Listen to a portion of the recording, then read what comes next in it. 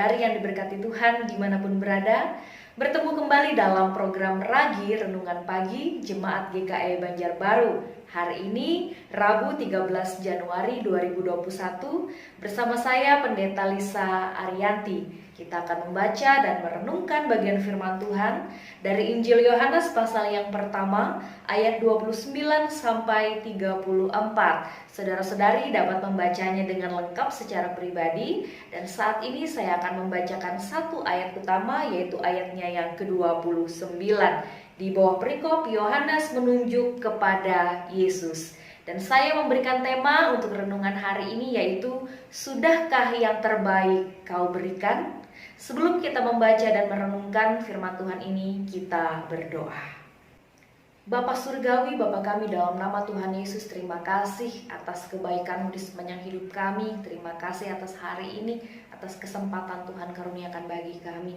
Terima kasih atas firman-Mu yang sebentar akan kami baca, dengar, dan renungkan bersama-sama.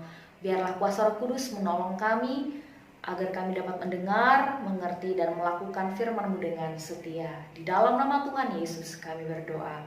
Amin. Injil Yohanes pasal yang pertama ayat 29 yang berbunyi demikian. Pada keesokan harinya, Yohanes melihat Yesus datang kepadanya dan ia berkata, "Lihatlah anak domba Allah yang menghapus dosa dunia." Tuhan Yesus bersabda, yang berbahagia ialah mereka yang mendengarkan firman Allah dan yang memeliharanya. Amin. Saudaraku yang terkasih, ketika Yesus datang menjumpai Yohanes Pembaptis, orang banyak melihat Yesus hanya sebagai salah satu dari sekian banyak orang yang mau datang untuk dibaptis oleh Yohanes. Orang banyak melihatnya hanya sebagai salah seorang dari begitu banyak orang yang ingin menjadi murid Yohanes, yang ingin mendengar seorang yang luar biasa yang bernama Yohanes. Tetapi yang Yohanes lihat justru berbeda dari semua orang itu. Yohanes melihat Dia yang telah ia nantikan dan layani seumur hidupnya. Yohanes melihat Dia yang akan menggenapi janji Allah bagi Israel. Yohanes melihat apa yang surga lihat, sedangkan semua orang banyak hanya melihat apa yang dunia lihat. Dunia melihat seorang dari Nazaret yang hina. Sorga melihat anak domba Allah yang menghapus dosa dunia.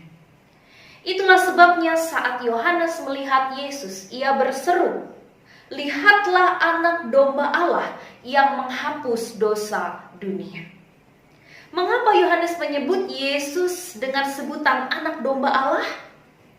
Anak domba merujuk kepada keadaan Yesus Kristus yang tanpa cacat, tanpa dosa, murni, namun rela menjadi kurban untuk menebus dosa manusia, menjadi juru selamat yang kudus bagi umatnya yang cemar.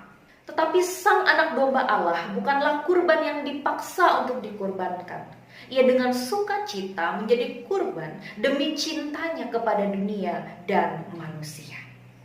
Saudara-saudaraku yang terkasih, lihatlah anak domba Allah yang menghapus dosa dunia.